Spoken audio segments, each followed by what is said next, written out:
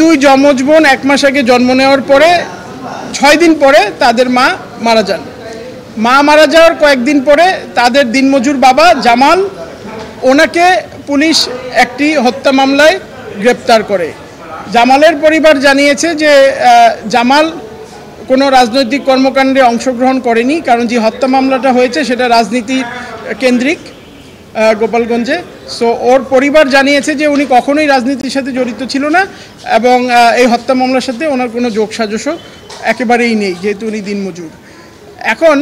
যেহেতু দুইটি যমজ 1 মাসের কন্যা সন্তানের বিষয় এখানে রয়েছে, এই কারণে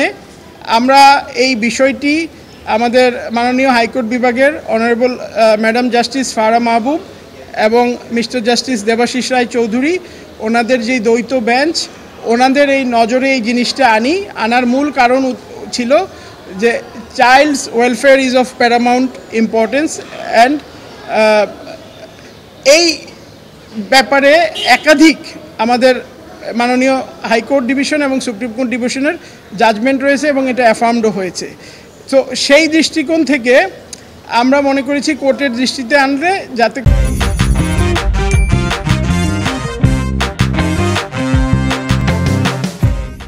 কোর্ট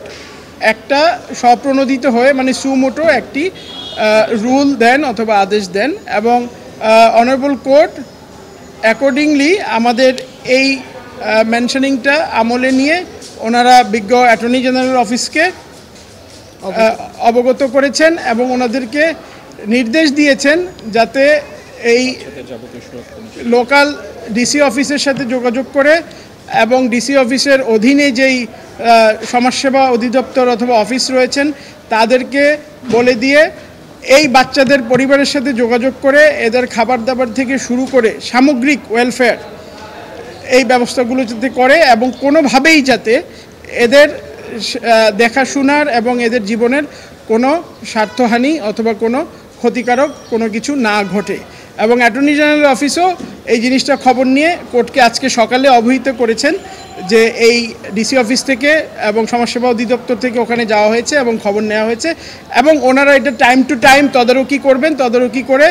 বিজ্ঞ অনারেবল হাইকোর্ট ডিভিশনকে এটা জানাবেন।